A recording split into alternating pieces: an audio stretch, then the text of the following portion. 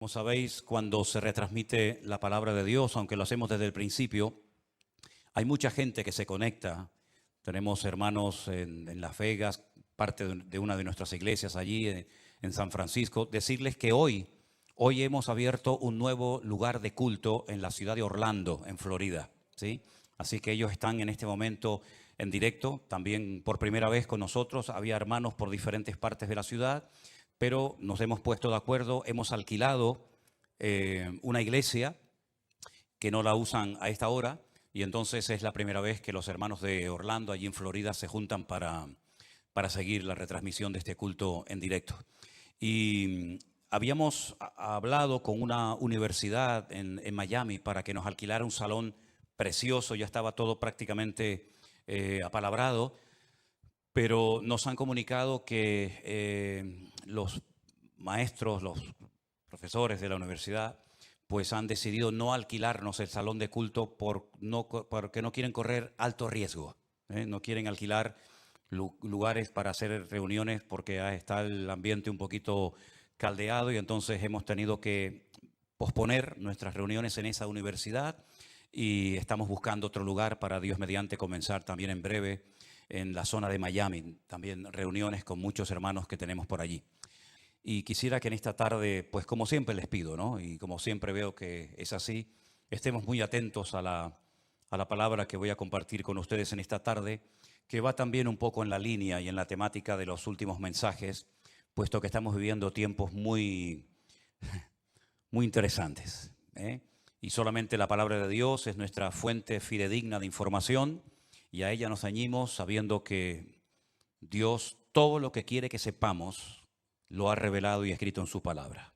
Y lo que no quiere que sepamos, por el motivo que sea, pues no nos lo ha dejado en su palabra, y eso no nos tiene que perturbar, sino lo que tenemos que hacer es ocuparnos en saber lo que dicen las Sagradas Escrituras, sobre todo lo relacionado con lo profético de los últimos tiempos. Estoy leyendo y leyendo otra vez las profecías que se encuentran en Daniel, que él dice la Biblia que las escribía pero no las entendía.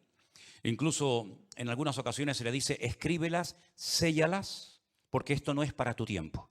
Esto es algo que yo te revelo a ti para que quede registro, pero esto es algo que ha de acontecer en los últimos días, en los postreros tiempos. ¿Y quién no sabe que ya estamos en esos postreros días? Cualquier musulmán le pregunta si ellos saben que estamos en los últimos tiempos. A cualquier judío, a cualquier cristiano con dos dedos de frente, incluso a aquellas personas que no se definen como nada, pero te dicen, por ejemplo, cuando te los encuentras en la calle: esto va a reventar por algún lado, esto ya no aguanta más, algo va a pasar. Bueno, gracias al Señor, nosotros los creyentes podemos estar en paz en medio de la tormenta, porque sabemos lo que va a suceder, y para eso tenemos la palabra de Dios. Oramos en esta tarde, queridos hermanos, pidiendo la bendición de nuestro Dios para este mensaje.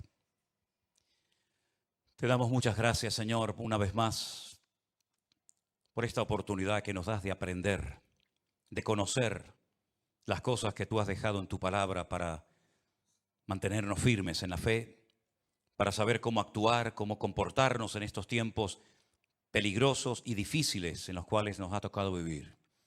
Señor, abre nuestro entendimiento para que podamos comprender tu palabra y podamos en esta tarde, Señor, ser fortalecidos en nuestra fe, en nuestra comunión contigo, y que esta palabra sea de bendición para todos los que la van a escuchar, tanto hoy como en cualquier otro momento. Nos ponemos en tus manos y pedimos tu bendición en el nombre de Jesús. Y amén, y amén. Yo lo primero que me gustaría pedirles a todos ustedes, no solamente los que están aquí reunidos, sino también los que están en sus hogares y los que después van a ver estas reuniones. Y no sé si se han dado cuenta, pero en las últimas semanas han habido centenares, cientos de miles de personas que, debido a todo lo que está ocurriendo, se han metido seguramente en muchas otras páginas, ¿no? Pero yo hablo de lo que nos atañe a nosotros, a ver qué es lo que está sucediendo, a ver qué es lo que está pasando. Tenemos ya mensajes en nuestro canal de YouTube que tiene casi 4.000 mensajes. Tenemos mensajes que ya pasan de los 2, 3, 4, 5, 6, 7, 8, 9 millones de visualizaciones. Es algo increíble ver cómo Dios está despertando las conciencias de muchísimas personas en muchas partes del mundo, porque están realmente preocupadas, diciendo: ¿qué es lo que va a pasar? Yo ya digo, lo primero que les quiero pedir a todos ustedes es que mantengamos la calma, por favor. Veo a muchos creyentes nerviosos, angustiados, con miedo.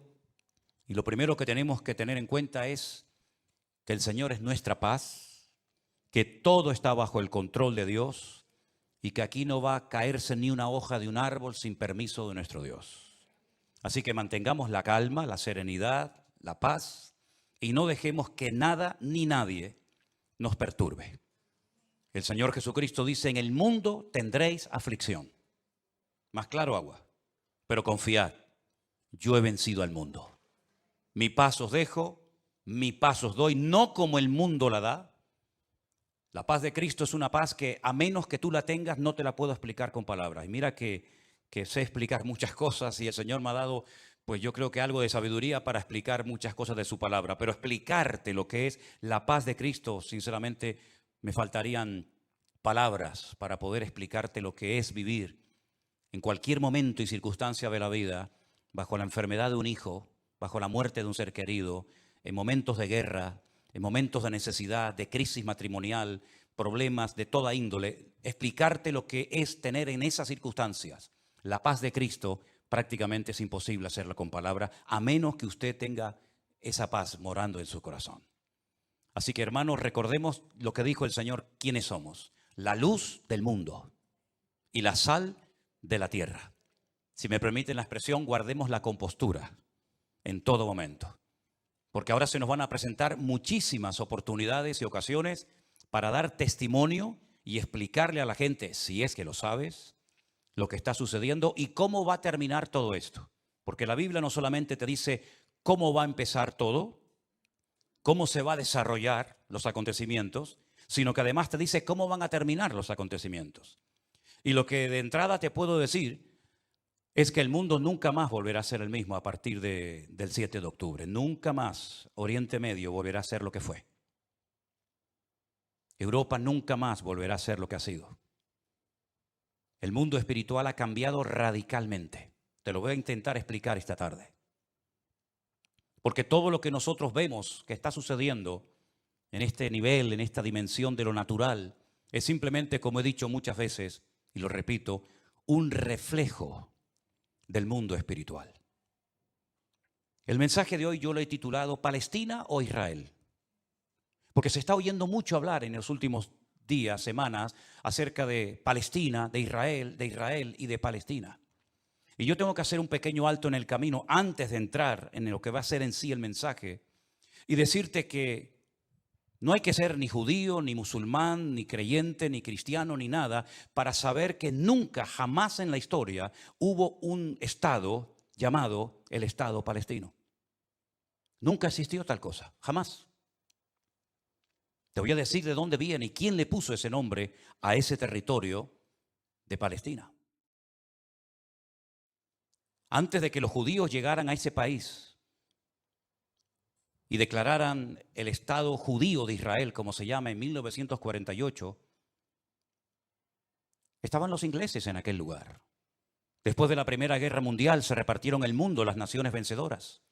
Y a Inglaterra le tocó lo que ellos llamaban en aquel tiempo Palestina. Así es que no sacaron de allí al pueblo palestino, porque nunca existió un país llamado o un pueblo llamado palestino, jamás. Entonces sería antes de los ingleses, pues tampoco, porque antes de los ingleses estaban los otomanos.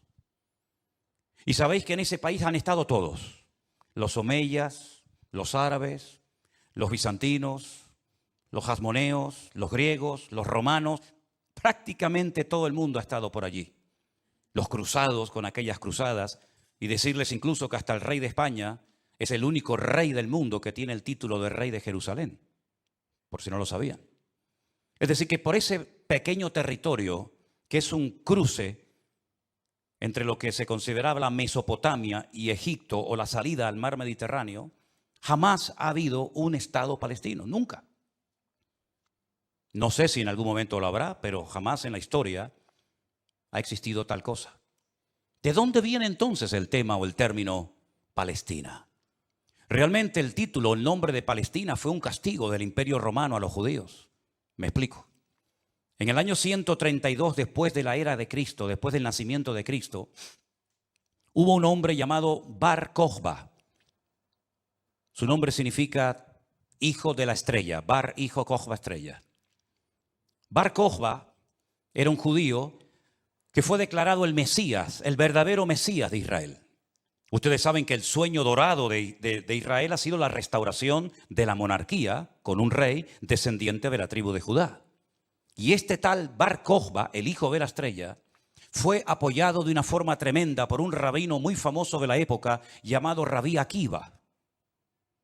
Rabí Akiva, haciendo una pésima interpretación de un texto del Antiguo Testamento donde dice que el hijo de la estrella, hablando del verdadero Mesías, reinaría, apoyó de una forma tremenda a Bar Kokhba y emprendió una rebelión en contra del Imperio Romano.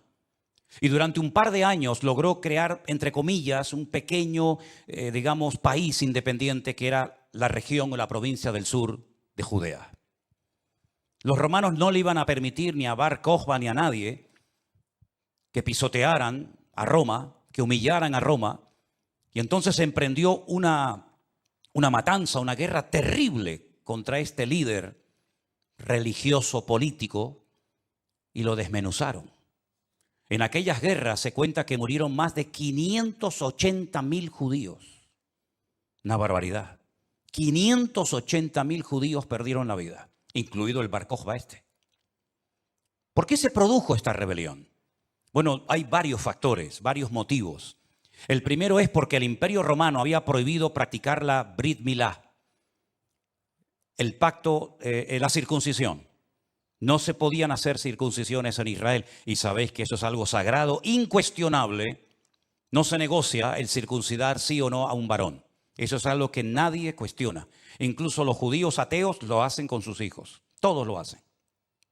Sean creyentes, practicantes o no. Y eso estaba prohibido. Estaba prohibido la celebración del Shabbat, el día de reposo para el pueblo de Israel en aquel tiempo. Estaba prohibido enseñar Torá, enseñar la ley de Moisés, celebrar las fiestas. Y para colmo, como ya Jerusalén había sido destruida, totalmente destruida en el año 70 por el hijo del emperador Vespasiano, Tito, la destruyó y cumplió la profecía que Cristo había dicho en Mateo capítulo 24. ¿Veis todo esto? No quedará piedra sobre piedra que no sea destruida. En el año 70 se cumplió literalmente esa palabra profética que Cristo le había dicho a sus discípulos y que la encontramos en Mateo 24. Y la ciudad de Jerusalén fue destruida completamente, incluido lógicamente el templo. Los tesoros del templo, que eran incalculables, se llevaron a Roma. Y su padre, Vespasiano, construyó un templo, pero a la muerte, el famoso Coliseo Romano, que todavía lo pueden visitar los que quieran. Y para hacer una conmemoración de esta victoria, entrando o muy cerca del Coliseo Romano está el Arco del Triunfo de Tito, por donde les desfilaron las legiones romanas, humillando a los judíos que se los llevaban por miles y centenares a Roma para ser lanzados al circo romano, crucificados, etcétera, etcétera. No solamente ocurrió eso, sino que para más INRI, para más humillación, lo que hizo el emperador Adriano fue cambiarle el nombre a la ciudad de Jerusalén. Subió a lo alto de donde estaba el templo, que es el monte Moriah, donde actualmente está el Domo de la Roca, y al lado la mezquita famosa de Al-Aqsa. Y allí puso un templo a Júpiter, una de las divinidades más adoradas y queridas de Roma. Y le cambió el nombre de Jerusalén por Aelia Capitolina. Y ese fue el nombre que le pusieron. Esto fue una humillación tan grande que no pudieron soportar semejante humillación parte de la tribu de Judá que estaba todavía en aquel tiempo allí, que decidieron emprender una rebelión en contra de Roma. Y en el 132, este hombre, Bar Kokhba, se atrevió a plantarle cara al Imperio Romano. Y durante un par de años tuvo, éxito, pero finalmente fue despedazada y arrasada completamente ese país. El rabino que lo apoyó, el Rabí Akiva, lo llevaron a Cesarea la Marítima. Digo la Marítima porque sabéis que en los tiempos de la Biblia había dos ciudades que se llamaban Cesarea, Cesarea de Filipo al norte y Cesarea la Marítima al lado del mar Mediterráneo. Y allí con peines de hierro al rojo vivo le arrancaron toda la piel y lo torturaron hasta la muerte a Rabí Akiva. Y ya se acabó cualquier otra posibilidad de rebelarse, de levantarse contra el Imperio Romano. Queda un pequeño reducto de judíos, digamos, rebeldes, pero bueno, ese es tema para otro día. Y entonces, para humillar más a ese país, para que nunca nadie pudiera recordar que un día hubo una ciudad llamada Jerusalén, que ahora se iba a llamar, ya hacía años que se llamaba Elia Capitolina, al país se le puso Filistea, tierra de filisteos. Y de ahí viene la palabra, el origen de la palabra Palestina. Fue un castigo de Roma a los judíos para que nunca más nadie pudiera echar de menos un país llamado Israel. Y esa es la historia del nombre Palestina. Y por allí, ya digo, han pasado todas las civilizaciones, culturas, religiones, imperios, cruzados, etcétera, etcétera. Pero nunca, a pesar de que Roma le puso a ese país Palestina o tierra de filisteos, jamás hubo un estado propio, gobernado, libre, independiente, llamado el Estado de Palestina. Jamás lo ha habido, nunca. Y no hay ni que ser cristiano para entender esto. Cualquier persona lo sabe perfectamente. Por lo tanto, cuando hace unos días un señor dijo que Jesús era palestino, yo le pediría a los que son de ese país que se pongan en contacto con su embajador o con su presidente y le corrijan a este señor, porque Palestina no existía en la época del Señor Jesús. Hay que decirle a este señor que Jesús era de la tribu de Judá. Su padre y su madre, que están sus árbol genealógico en la Biblia, Mateo capítulo 1, Lucas capítulo 3, eran descendientes de la tribu de Judá, que a su vez estaba entroncada con la casa real del rey David. ¿Y quién era David? Era de la tribu de Judá. Su papá se llamó Isaí. El padre de Isaí fue Obed. El padre de Obed fue Booz. Y Booz era el hijo de Rahab, que se casó con Salmón, que era del pueblo de Israel. Por lo tanto, Jesús era judío. Por eso lo circuncidaron a los 8 días. Por eso subía a Jerusalén 3 veces al año, para celebrar las fiestas que la Torá de Moisés indicaba que tenían que subir a Jerusalén. Por eso Jesús nunca fue a una mezquita. Siempre fue a sinagogas. Porque ni siquiera las mezquitas, el Islam, existía en la época de Jesús. Sino que tendrían que pasar más de 600 años, más de 6 siglos y medio, hasta que naciera el Islam.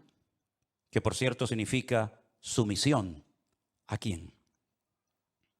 Lo interesante es que el Señor Jesucristo, cuando es juzgado por sus enemigos, en este caso los romanos, el que lo sentencia a muerte, ordena poner encima de la cruz un título escrito en 3 lenguas: latín, griego y árabe. Si ustedes me dejan que siga, tienen un problema, porque he dicho un disparate y ustedes no han dicho nada. Y ustedes no tienen que permitir que yo ni nadie diga disparates en este púlpito. Eso es. Entonces corríjame cuando digo algo mal, no tengan miedo. El Poncio Pilato dijo de encima de su cruz tienen que poner un cartel en latín, el idioma de los romanos, en griego, la lengua internacional de la época, y en hebreo, que es el idioma que habla este pueblo, que diga Jesús Nazareno, rey de los judíos. No dijo rey de los palestinos, no dijo rey de los árabes, dijo rey de los judíos, que eran los que vivían allí. Porque dice Juan capítulo 1 que a los suyos vino y los suyos no le recibieron. Y los suyos eran judíos que estaban viviendo en aquel momento bajo la opresión, bajo el yugo del imperio más terrible que jamás ha existido y el más longevo, que fue el imperio de Roma. Así que de ahí viene todo esto del nombre Palestina y filisteos y todo esto, queridos hermanos. Pero nunca, repito, ha existido un Estado palestino. Cuando en 1948 las Naciones Unidas decidieron partir el país en 2, Israel dijo: estamos de acuerdo. Si los árabes que en ese momento habitaban en ese país, que la mayoría eran de origen jordano, el país que estaba al lado, porque no sé si saben que, por ejemplo, la explanada de las mezquitas arriba, en el monte Moriat, en el monte de Moriat, eso está bajo protectorado de Jordania. Y cuando tú ves a los ancianos caminando por las calles de la ciudad vieja de Jerusalén, la mayoría de ellos llevan un pañuelo de cuadraditos blancos y rojos, que es el pañuelo de Jordania. Porque Palestina no representa a nadie, sino ellos eran de origen jordano, ¿verdad? Y es interesante notar que Israel en ese año decidió quedarse con los territorios que las Naciones Unidas decidieron darle. Y los árabes dijeron rotundamente no. Que yo digo, si hubieran sido listos en ese momento, hubieran dicho, vale, nos quedamos con la mitad y ya con la mitad, ya que es mía, después podemos hacer otro tipo de presiones, pero por lo menos ya tengo la mitad. Y es que si dices que no, al final no vas a tener ni lo que tenías. Durante todos estos años, desde 1948 hasta hoy, ese país siempre ha estado en guerra o preparándose para una guerra, como dicen allí. Y la cruda realidad es que ese pequeño pueblo ha ganado todas las guerras. No ha perdido ni una. Ha desbaratado naciones tremendamente poderosas con un poderío militar espectacular. Y cada vez que gana, lógicamente, extiende el terreno. No podían entrar los judíos a la ciudad vieja de Jerusalén. ¿Saben la tortura que es para un judío estar viviendo en Jerusalén y no dejarte entrar a la ciudad de Jerusalén y poder acercarte y tocar el Kotel Hammaraví, el muro de los lamentos para orar a Dios? No podían hacerlo. Desde 1948, que entraron allí, hasta 1967, en la guerra famosa de los 6 días, los judíos veían de lejos. Por eso cuando ustedes van a Jerusalén se van a dar cuenta que las casas que están más en alto son las que le permitían al judío poder ver el monte del templo, porque no podían acercarse a tocarlo, ni a mirarlo. Y no solamente desde 1948, desde hace muchos siglos tampoco podían estar allí. Y al final recuperaron la ciudad de Jerusalén. Pero todas y cada una de estas guerras siempre ha cambiado la atmósfera, el mundo espiritual, siempre. Porque algo que tenemos que tener presente es que el mundo natural refleja lo que está pasando en el mundo espiritual, ni más ni menos. Y me gustaría con algunos textos de la Biblia demostrarles que el mundo espiritual es tan real como este mundo en el cual nos movemos tú y yo como pez en el agua. En el libro de Daniel, en el Antiguo Testamento, este hombre está cautivo en Babilonia. Las tribus del sur, Judá y Benjamín, han sido derrotadas, han sido humilladas por las tropas de un tal rey Nabucodonosor. Son llevadas cautivas por 70 años a Babilonia. Algunos se preguntarán, ¿y por qué fueron llevados cautivos a Babilonia justamente 70 años? Bueno, primeramente por su desobediencia, por su rebeldía, por no haber querido arrepentirse. Muchas veces el Señor le mostró a Ezequiel en visión los pecados terribles que ellos hacían en la intimidad, que nadie los sabía, pero que Dios los conocía perfectamente. Y dice que se lo llevaba en visión y le decía, métete por el agujero de esa pared y mira lo que están haciendo ahí adentro, a ver si no son dignos de mi ira y de mi juicio, ¿verdad? Y por 70 años son llevados a Babilonia para que la tierra descanse en una celebración que todavía, en una ley que todavía los religiosos, los agricultores religiosos practican, otros no. Y es la ley de la Shemitah. La Shemitah es una ley que obliga al agricultor, al que se dedica a los labores del campo, a dejar reposar la tierra un año entero. No se puede trabajar la tierra. Nosotros estuvimos este año, creo que fue este año, el año pasado, y veíamos muchos campos muy bonitos, muy bien arados, muy bien trabajados, y otros campos totalmente como abandonados, llenos de malas hierbas. Y nos decían, estos son los campos de los agricultores religiosos que no van a trabajar durante este año. Por la ley de la Shemitah, que es el descanso de la tierra. Dios preparó un día a la semana para el descanso del hombre, para que usted no sea una máquina de trabajar y trabajar y trabajar, sino que también reconozca que hay un Dios que creó el universo, la tierra, y nos da la familia y los hijos para disfrutar, y no que usted se ponga con 70, 80 o más años de la vida y lo único que ha hecho en toda su vida es pagar deuda, comprar cosas y trabajar ¿verdad? Como un esclavo, y al final se le fue la vida trabajando, cuando el Señor dice, detente, cesa toda actividad y descansa como mínimo tú, tus empleados, tus bestias, tus animales durante un día a la semana. Y así reconocen la obra creadora de Dios, y así renuevas tu fuerza para empezar una nueva semana con la bendición de Dios. Pero también la tierra, el Señor la cuida, porque dice la Biblia que la tierra es de Dios, no es del hombre. La tierra de Israel no es de los judíos. La tierra de Israel, ese territorio tan pequeñito, no es de los palestinos. ¿Quién es el dueño de la tierra? Es Dios, lo dice en su palabra. Del Señor es la tierra y su plenitud. Y dice la Biblia que durante los 490 años que vivieron allí cuando entraron con Josué, nunca cumplieron la ley del reposo de la tierra. Por lo tanto, la tierra necesitaba descansar 70 años. 70 por 7, ¿cuánto es? 490. Después de los 70 años de cautiverio, logran volver otra vez a su país, restauran el muro, restauran la ciudad, restauran el templo, vuelven otra vez a la vida normal, digamos. Pero sin embargo, antes de salir, hay un hombre llamado Daniel que escribió un libro extraordinario, donde él nos habla de cosas que habían ocurrido, que les habían llevado a esta situación terrible, y cosas que iban a ocurrir en el futuro. Pero una de las cosas que Daniel cuenta muy interesante es el conflicto, la guerra, la realidad del mundo espiritual. Por ejemplo, podríamos leer muchos pasajes, pero en Daniel capítulo 10, a partir del versículo 12, la palabra de Dios dice así: entonces me dijo, Daniel, no temas, porque desde el primer día que dispusiste tu corazón a entender y a humillarte en la presencia de tu Dios, fueron oídas tus palabras y a causa de tus palabras yo he venido. Está hablando con un ángel que se le ha presentado a Daniel, ¿sí? Mas el príncipe del reino de Persia se me opuso durante 21 días. Pero he aquí Miguel, uno de los principales príncipes, vino para ayudarme y quedé allí con los reyes de Persia. Intentaremos explicar esto lo mejor posible. He venido para hacerte saber lo que ha de venir a tu pueblo en los postreros días.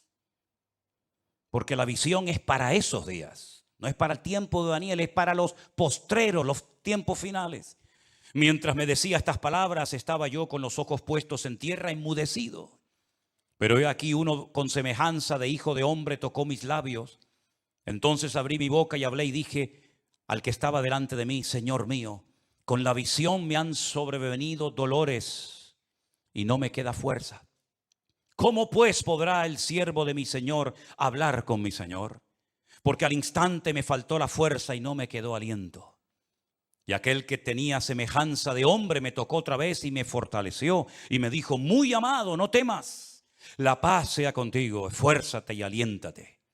Y mientras él me hablaba, recobré las fuerzas y dije, hable mi Señor, porque me has fortalecido. Y me dijo, ¿sabes por qué he venido a ti? Pues ahora tengo que volver para pelear contra el príncipe de Persia. Y al terminar con él, con el príncipe de Grecia, que vendrá. Pero yo te declararé lo que está escrito en el libro de la verdad, y ninguno me ayuda contra ellos sino Miguel, vuestro príncipe. Aquí está hablando de príncipe, el príncipe de Grecia, el príncipe de Persia. Habla de un arcángel tremendamente poderoso que aparece en pocas ocasiones en la Biblia, llamado Miguel, que dice que es el príncipe que protege al pueblo de Israel de ser aniquilado y destruido. Porque una cosa que les quiero decir y que os quede clara, y me da igual si estáis de acuerdo o no, me da igual, créame, pero te lo tengo que decir. Recientemente se le preguntaron a altas autoridades de Hamás y le dijeron, si pudierais elegir entre tener todo el Estado de Israel, todo el territorio, de norte a sur y de este a oeste para ustedes, o la destrucción, la aniquilación total y absoluta del pueblo de Israel, ¿qué elegiríais? ¿Sabe la respuesta, no? Preferimos que no exista ni un solo judío sobre la faz de la tierra antes de quedarnos con todo su territorio. Porque no es que quieren quedarse con todo el territorio, es que quieren arrojar al mar o al desierto para que muera toda la población de Israel, que en este momento está alrededor de unos 15 millones de personas más o menos repartidas en varias naciones de la tierra. ¿Quién puede negociar con alguien que te quiere matar? ¿Quién puede negociar con alguien que viola a tus hijos y los quema delante de tu presencia? ¿Quién puede negociar con alguien que le abre el vientre a una mujer embarazada y le saca a su hijo que aún está con vida? ¿Quién puede negociar con alguien que te odia y que el sueño de su vida es destruirte a ti y a toda tu descendencia? ¿Quién puede negociar con semejantes salvajes? Fijaros que ya no digo animales, como decía hasta el otro día, porque no quiero ofender a los animales. Pero aquí encontramos una realidad espiritual. Daniel estaba orando, estaba ayunando por 21 días, 3 semanas seguidas. Y la respuesta a su oración no venía la respuesta a su oración. Y finalmente se le presenta un ángel y le dice, desde el primer día que te pusiste a orar, tu oración llegó a la presencia de Dios. Y entonces, ¿por qué no vino la respuesta? Porque el príncipe de Persia se me oponía. Había interferencias, por decirlo de alguna manera, en el mundo espiritual. ¿Quién es el príncipe de Persia? Un poder espiritual, un príncipe de las tinieblas que no quería que Daniel recibiera la revelación y la información de lo que le iba a pasar a su pueblo a corto y a largo plazo. Y con esto coincide lo que se ha leído esta tarde desde este mismo púlpito, la famosa armadura del cristiano en Efesios capítulo 6. Donde el apóstol Pablo dice, nuestra lucha ahora como creyente no es contra sangre y contra carne, no. Esa ya no es nuestra batalla, esa ya no es nuestra lucha. Nuestra lucha, que existe y es real, es contra principados y contra potestades, contra los gobernadores de las tinieblas, contra huestes espirituales de maldad en las regiones celestes.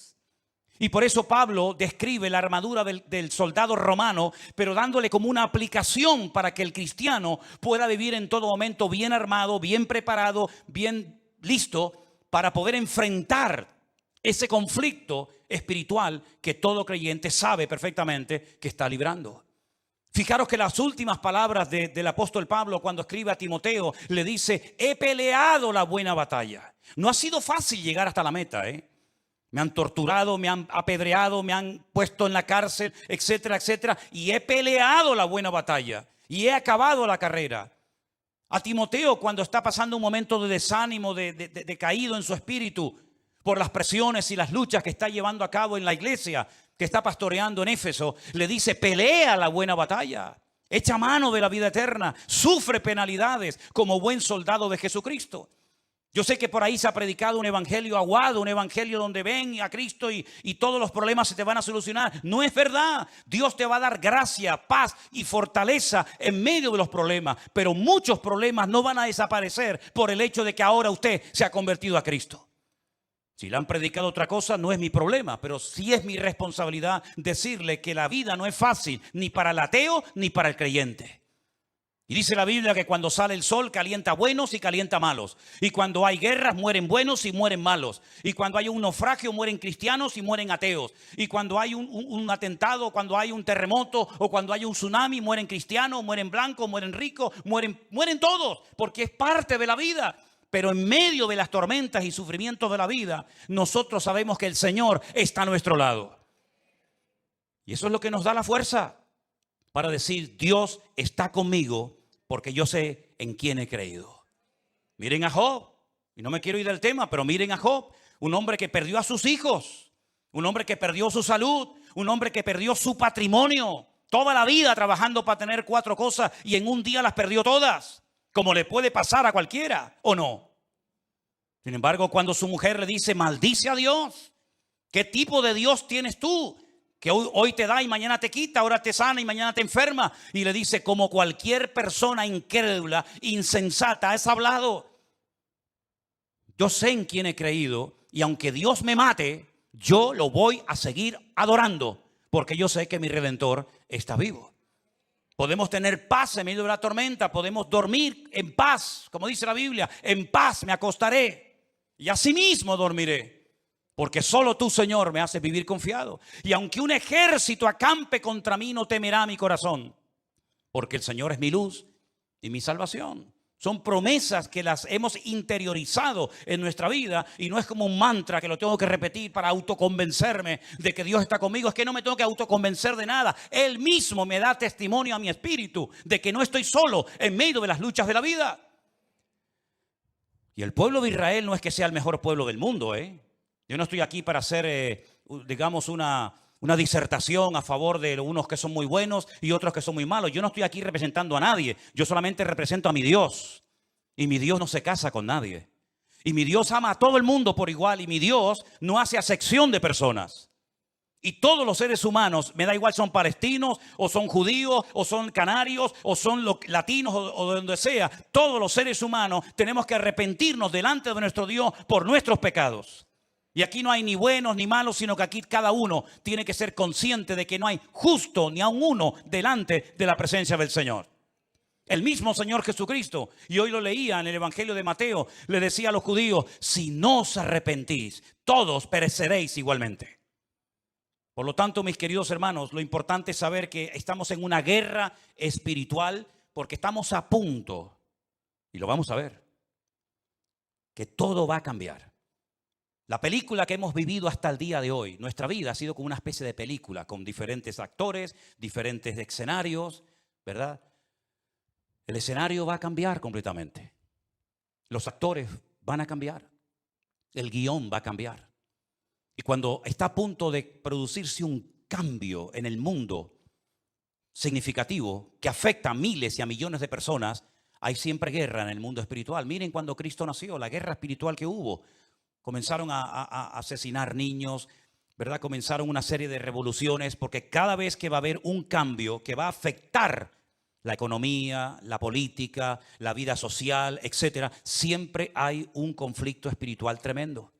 Daniel estaba orando porque quedaba pocos años, poco tiempo, probablemente estaba por el año 68, máximo al 69 de la liberación, ¿verdad?, del pueblo, y Daniel estaba no preocupado, pero sí indagando, leyendo las escrituras, orando y ayunando, porque sabía que se avecinaba, se oteaba en el horizonte un cambio tremendamente significativo. Miles de personas por fin iban a poder volver otra vez a su país. Iba a haber una masa de gente que iba a ir de un lugar a otro. Y esos cambios, hermano, no se producen por casualidad. Esto que estamos viendo, que ayer llegaron 1000 al Hierro, el otro día 600 a Lanzarote, el otro día no sé cuántos al Hierro, todo eso no es producto de la casualidad. Satanás está cambiando la escena mundial.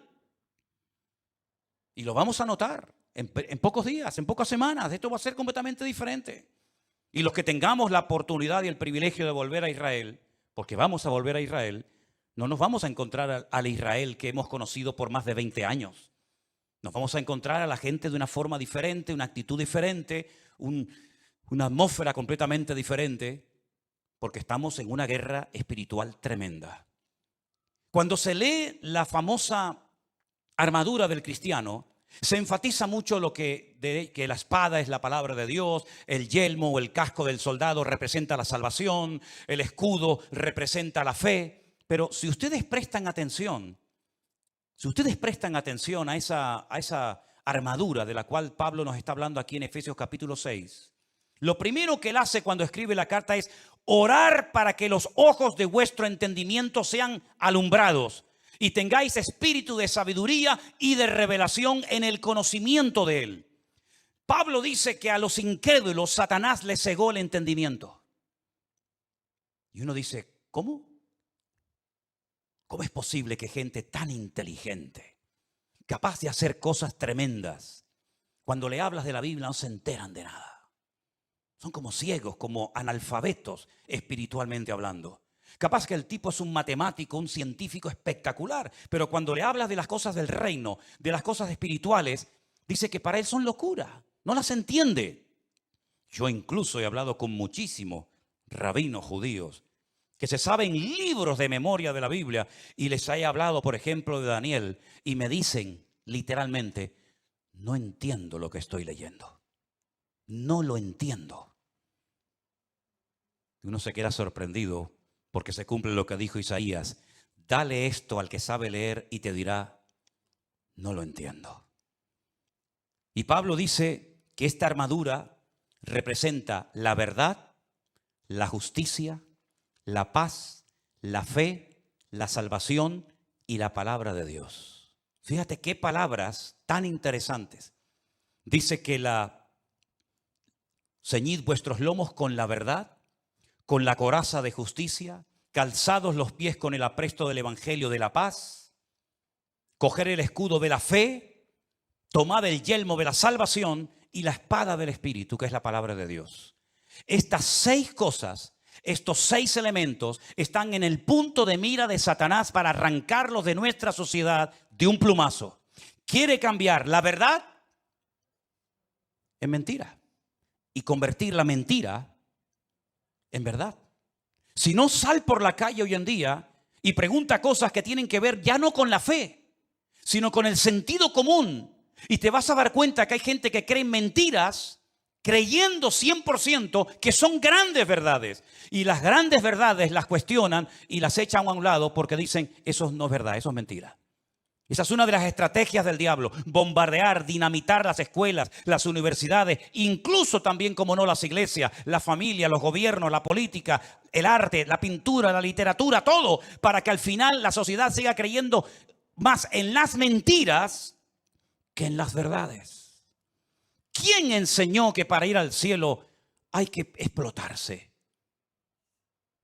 Es una gran mentira, pero 1.000 millones creen que es una gran verdad. Aquí vino hace poco una persona que me decía, ¿cómo es posible que ustedes crean que la tierra es redonda si la tierra es plana? Yo decía, pero ¿me está hablando en serio este hombre? Quiere quitar la verdad y convertirla en mentira. La justicia la quiere convertir en injusticia. De hecho, muchas veces hay más sentido común, más sentido de la justicia en la calle, en la sociedad, hablando en una cafetería o en un bar, que cuando ves un acto supuestamente de justicia, que es una tremenda injusticia. Cuando a una persona se le meten en su hogar y no los puedes echar porque no tienen dónde vivir. Y no les puedes cortar la luz y el agua porque es un delito. Si le corto a un ocupa en mi casa la luz y el agua, y han convertido la justicia en injusticia. Ya no tiene derechos el propietario, ahora tiene derechos el que usurpa la propiedad ajena. ¿Eso es una justicia? ¿Eso es justicia? Quiere cambiar la paz en guerra, cosa que sabe hacer perfectamente. La fe en incredulidad, la salvación en muerte y en desesperación eterna, y la palabra de Dios por cualquier cuento que cuenten por ahí, dándole más credibilidad a las mentiras que al libro eterno llamado Biblia o palabra de Dios. ¿Qué te parece? Estamos viviendo en tiempos peligrosos porque dice Daniel capítulo 7, verso 2, que los vientos han comenzado a soplar en el gran mar. Miren ese versículo. Daniel dijo, miraba yo en mi visión de noche y he aquí que los 4 vientos del cielo combatían en el gran mar. En la Biblia, el gran mar es el mar Mediterráneo. Es el mar que toca muchos países europeos y también del norte de África.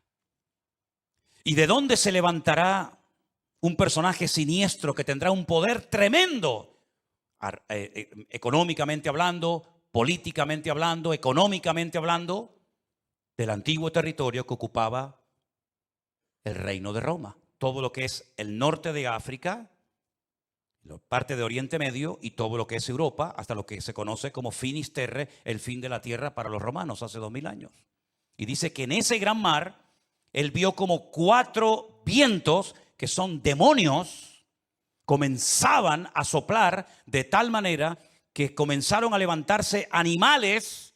El resto del capítulo no lo voy a leer, pero dice que comenzaron a levantarse animales. Se levantó un leopardo con alas, se levantó un oso con unas costillas en la boca, se levantó un león con alas, se levantó una bestia indescriptible de esa zona donde soplaban los 4 vientos, y comenzaron a levantarse esos animales que representaban imperios, poderes políticos que iban a afectar la vida de miles y de millones de personas a lo largo de la historia. ¿Cómo podía saber ese hombre cuando todavía no existían ni los medos persas, ni los griegos, ni los romanos, que se iban a levantar esos imperios siglos antes de antelación? Es que la Biblia se anticipa en el tiempo y en el espacio, demostrando que Dios es un Dios veraz y que siempre sabe lo que va a suceder porque Él controla la historia. ¿Cuántos dicen amén? Y vemos varios vientos en la Biblia. No tengo tiempo para extenderme en todo esto, pero ¿cuál fue el viento que destruyó la barca de Pablo o el barco de Pablo? ¿Cuál fue el viento ese? Es el viento que golpeó contra un creyente, contra un representante del cuerpo de Cristo, el Euroclidón. El Euroclidón destrozó la nave de Pablo y Pablo tuvo que ir a tierra a calentarse y a salvar la vida. ese viento soplará. Son nombres de la mitología griega. El aquilón, el austro. Son vientos que se mencionan, por ejemplo, en el libro del Cantar de los Cantares. Métanse y estudien las direcciones de estos vientos. Generalmente los vientos, depende del viento, suelen ir en una misma dirección, pero llegará un momento en el que se producirá como una especie de huracán, ¿verdad? Donde hay vientos de norte, de sur, de este, de oeste, y es imposible navegar de esa manera. Es imposible navegar con 4 o 5 vientos diferentes. Y eso es lo que va a pasar en los últimos tiempos. Representa la lucha del mundo espiritual con nombres de vientos que aparecen en la Biblia. Y esos vientos se van a llevar a cabo en una zona geográfica en la que tú y yo también vivimos. Y por eso Europa va a ser afectada grandemente en los últimos tiempos. ¿Qué es lo que hay detrás de todo esto? No es una lucha de unos contra otros simplemente. Es una lucha de Satanás contra Dios y su palabra. Ni más ni menos. ¿Quién puede más? ¿Alá o el Dios de ustedes? ¿Quién puede más? ¿El Corán o vuestra Biblia o Torá? Es una lucha de tipo espiritual. Y si no estamos velando y orando, no vamos a saber cómo comportarnos, cómo actuar en este tiempo. Porque algo muy importante, que lo vamos a ver ahora en un momento en la pantalla, es cómo Satanás a lo largo de la historia, como una especie de camaleón, si me permiten, ha ido adaptándose a los tiempos, a las culturas, a las tradiciones, y de esa manera ha ido preparando el escenario para esta escena final que tenemos en el horizonte. Todavía la guerra fuerte que nos habla Ezequiel 38 y 39 aún no ha empezado. No es esta que estamos viendo ahora. Todavía viene otra peor, para que lo sepan. Cuando Gog, príncipe de Mesec y Tubal, vienen del norte con 200 millones de soldados para destruir al pueblo de Israel. Porque de esta Israel volverá a salir con muchas pérdidas humanas, con mucha sangre derramada, pero aún viene la peor, que la Biblia dice en qué momento se va a producir, qué naciones van a intervenir, por dónde van a atacar, cómo va a terminar, cuánto va a durar, etcétera, etcétera. Pero tengo una lista que se la voy a poner ahí en la pantalla. Espero que estas características del diablo de los últimos tiempos las tengan en cuenta, porque esta es la forma como Satanás ha decidido actuar en nuestra generación. Primero, lograr los objetivos deshumanizando a la humanidad. Eso ya es una realidad entre nosotros. El objetivo, lo que se pretende alcanzar, está por encima de cualquier precio de vida humana. Si mueren 1000, da igual, traemos otros 1000. Si son 10.000, traemos otros 10.000. Es como cuando los romanos estaban al pie de la montaña de Masada. ¿Se acuerdan en Masada, en el desierto de Judea? Dice la Biblia que había arriba en Masada un reducto de judíos que no querían rendirse. Ellos rodearon la muralla de Masada y comenzaron durante años y años y años a echar tierra para construir una rampa que todavía se puede ver, y por esa rampa subieron ¿cómo se llama? El aparato ese de madera grande. Ahora ya lo diré. 4 años preparando esa rampa para poder subir arriba. Dice la Biblia que la iglesia es columna y baluarte. Ahí está, ya me vino. El baluarte. El baluarte era esa torre de madera que iban arrastrando los esclavos. Dentro iba llena de soldados y cuando llegaba arriba se abrían las compuertas y salían para atacar. 4 años preparando esa rampa de tierra. ¿Cuántos murieron? Miles, miles. Muchos de los que estaban trabajando al pie de la montaña eran familiares, conocidos, vecinos o amigos de los que estaban arriba, rodeados por las legiones romanas. Hay una película de Peter O'Toole que se llama Masada. Véanla para que vean la historia. Qué interesante.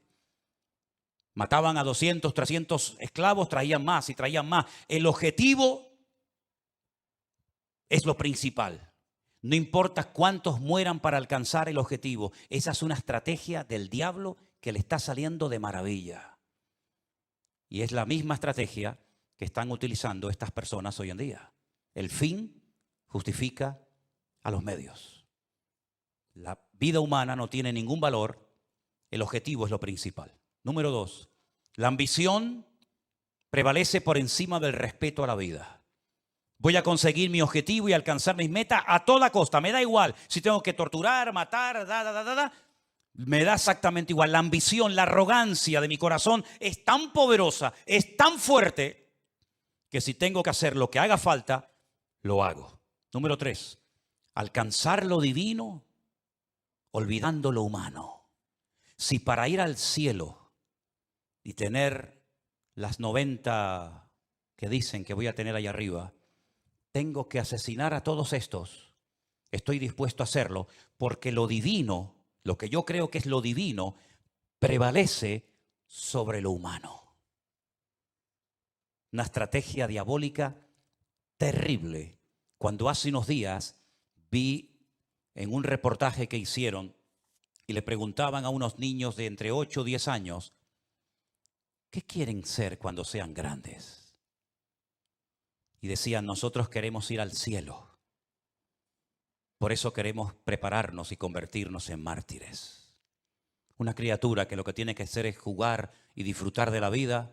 Lo divino ha desplazado toda racionalidad, todo raciocinio. Es el mundo al revés. La tecnología de la desinformación. España es número 1 en esto, España es capaz de ponerte una imagen que no tiene nada que ver con lo que está hablando. De hecho, ha habido a veces en varias cadenas de televisión en España que están hablando de un conflicto X, de una situación cualquiera que sea, y ponen unas imágenes de hace años que no tiene absolutamente nada que ver con lo que ellos están contando en ese momento. Como tienen el poder de quitar, de poner, de añadir, de etcétera, y cuando venga la inteligencia esta que llaman, ¿cómo es?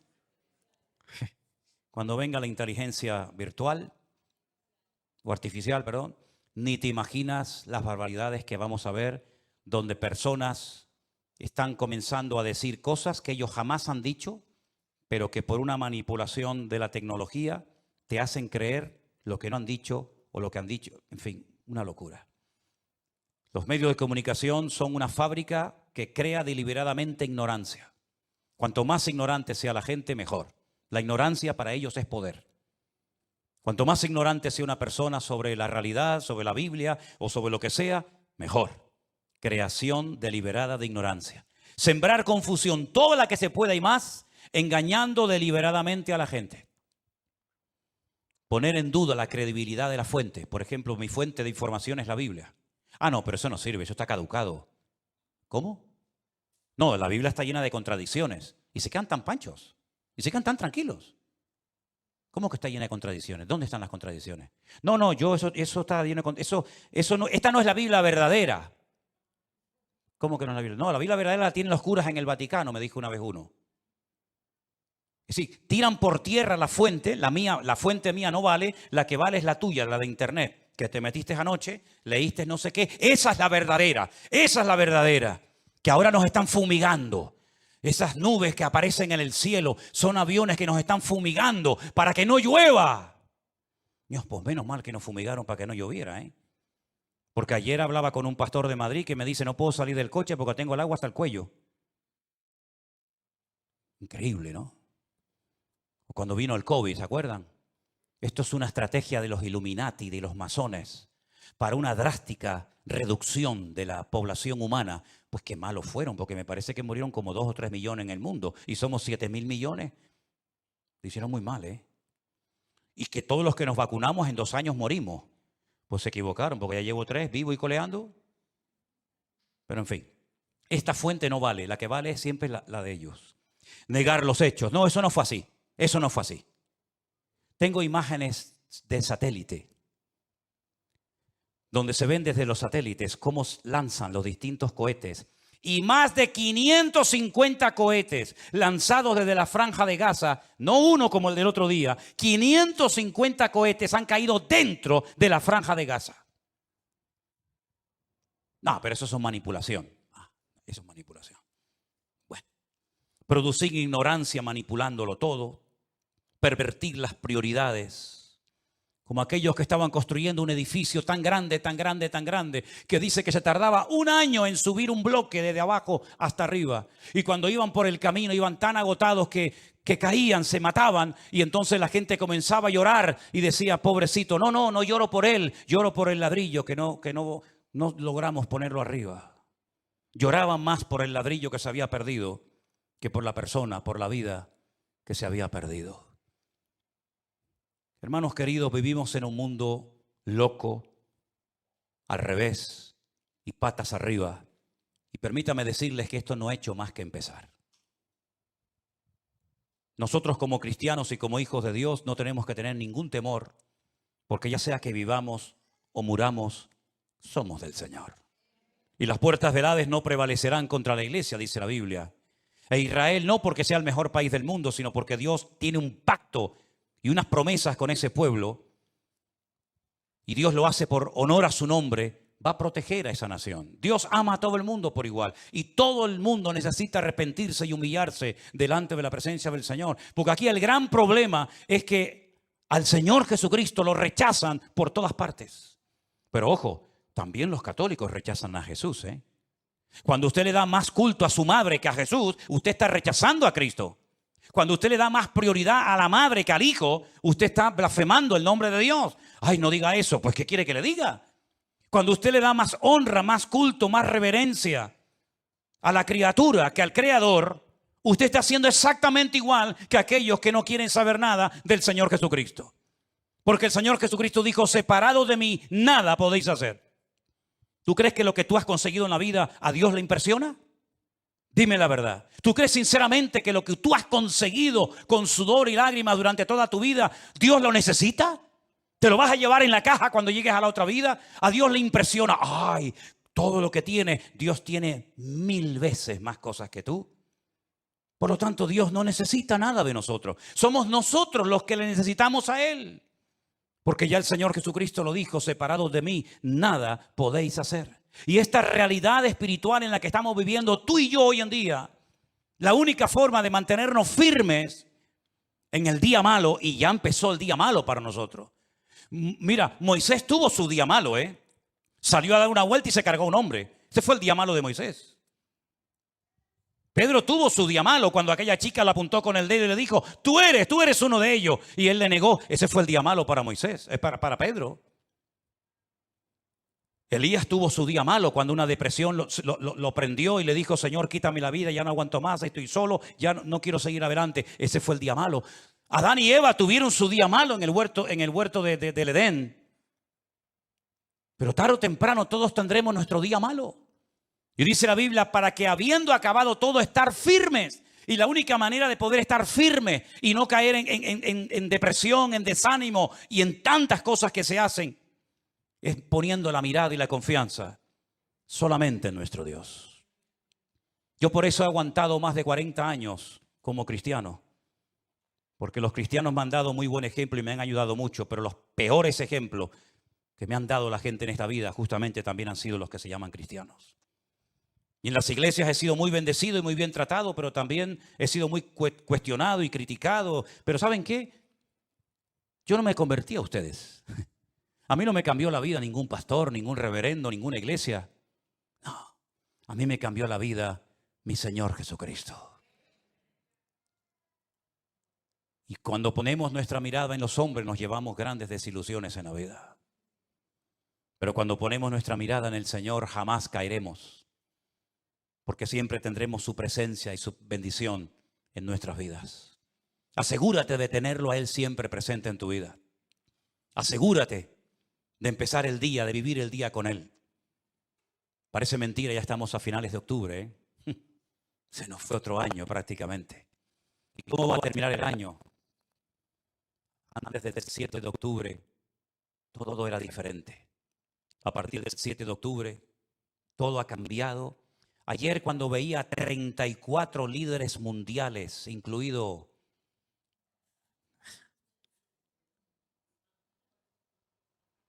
¿saben qué les digo, no? Cuando yo veía 34 líderes mundiales y allí estaba don Peter Sánchez, yo decía, en estos 34 que están aquí, mira que los miré de arriba, abajo, de izquierda a derecha, ¿estará ya el anticristo? ¿Estará ya el anticristo? Porque el mundo está clamando por alguien que venga y solucione todo. Da igual si es musulmán, judío, creyente, ateo, de derechas o de izquierda. El mundo está clamando a grito y de hecho este señor que vive en Roma dijo hace algún tiempo: lo que el mundo necesita es un líder, uno solo, con todo el poder para que gobierne. Y tuvo razón, el mundo verá a ese líder y el primero que lo van a apoyar van a ser ellos. Y yo me preguntaba, ya digo, ayer en esa reunión de 34 líderes mundiales, ¿estará aquí en medio de ellos este personaje siniestro? Porque esto se tiene que arreglar de alguna manera. Cada vez que empieza una guerra, sobre todo de Israel, siempre a los pocos días se reúnen o en el Cairo o en cualquier país para decir, sí, ahora no empiecen así, me parece, creo que es aquel, me parece, no. Siempre ahora todo el mundo se lleva las manos a la cabeza. Hay que parar esto como sea. Hay que pararlo antes de que entren los del norte. El único que puede traer paz a la tierra es el príncipe de la paz, que por cierto no fue invitado a esa reunión. Los ciegos guiándolos a ciegos. Cuando todos los que están ahí deberían de haber dicho: hagamos una oración y démosle gloria a Dios, para que Dios nos ayude a solucionar los gravísimos problemas que tenemos y que no sabemos cómo solucionar. ¿Vieron el último discurso del presidente de Salvador, Bukele? ¿Lo vieron? ¿Lo oyeron? Qué interesante. Qué interesante. Empezó su discurso diciendo: quiero dar toda la gloria a Dios.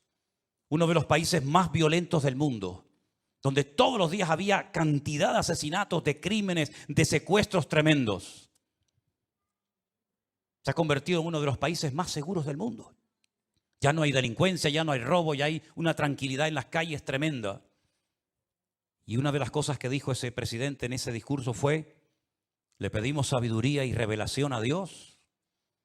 En una semana solucionamos todos los problemas, no murió absolutamente nadie. Y el país más peligroso del mundo, en proporción a otros, se ha convertido como botón de muestra de otras naciones de la tierra. Pero cuidado con quitarle la gloria a Dios, porque en el momento en el que le quitemos y le robemos la gloria a Dios, puede volver otra vez el enemigo a traer sangre a nuestras ciudades. Qué ejemplo tan grande, ¿no? ¿Cómo me gustaría a mí ver en España? Me imagino que a ustedes, venezolanos, colombianos, cubanos, argentinos, ¿verdad? ¿Cómo nos gustaría ver a todos y a cada uno de nosotros que antes de hacer una reunión para intentar solucionar un problema dijeran: bueno, vamos a hacer una cosa. Vamos a orar, vamos a pedir la bendición de Dios para que Dios nos dé sabiduría y salgamos de este lugar sabiendo lo que tenemos que hacer. ¿Creen ustedes que a Dios no le agradaría que lo invitaran a una reunión para que Él les diera sabiduría a toda esa gente? Por supuesto que sí, pero me parece que no lo vamos a ver. Me parece que no lo vamos a ver. Así que, hermanos míos, cierra tus ojos en esta tarde y vamos a decirle: Señor, nosotros sí te queremos. En estas reuniones no te quieren, pero nosotros sí te queremos, porque te necesitamos más que nunca. Y queremos que tú traigas primeramente paz a nuestras vidas, paz a nuestros hogares, y sobre todo que te vean a ti y te reconozcan a ti, el único Dios vivo y verdadero, porque es la única manera de que podamos, como dice la Biblia, vivir reposadamente. Te damos gracias, Señor, en esta tarde por tu palabra. Te doy gracias porque sabemos que en esta lucha la victoria es nuestra, porque Cristo ha vencido al enemigo y tu victoria, Señor, prevalece por encima de todo. Te ruego, Señor, en el nombre bendito de Jesús, por esta situación, por este caos tremendo, que nadie sabe cómo pararlo, nadie sabe cómo solucionarlo. Pero yo te ruego, Señor, por tus hijos, por los que te han recibido, por los que han creído en ti, Señor, que esos son tu verdadero pueblo, Señor. Me da igual si son judíos o gentiles, los que te han recibido en sus corazones, te pido que los guardes, los bendigas, los fortalezcas y que nos mantengamos firmes en estos tiempos difíciles y peligrosos en los que nos ha tocado vivir. Guarda a nuestros hijos, Señor. Queremos también hacer una oración especial pidiéndote por todas esas criaturas, esos niños pequeñitos y sus padres, que han sido llevados de una forma cruel, terrible. Señor, que vuelvan todos y cada uno de ellos, Señor, cantando y alabando y dándole gloria a Dios. Señor, en el nombre de Jesús, tú no tienes ningún problema en resolver nuestros problemas si te pedimos ayuda. Por eso, Señor, métete en nuestra familia. Toca la vida de nuestros hijos. Toca la vida de los líderes del mundo para que te reconozcan y clamen a ti, Señor. Faraón pidió ayuda y la recibió. Nabucodonosor pidió ayuda y la recibió. Señor, te pedimos que toque los corazones, que te lleves corazones de soberbia, de piedra, y traigas humildad y arranques las mentiras a las que se agarran millones de personas, porque la única verdad eres tú, Señor Jesús. Gracias por tu paz y por tu presencia en nuestras vidas. En el nombre de Jesús. Amén y amén. Nos ponemos de pie, mis queridos hermanos.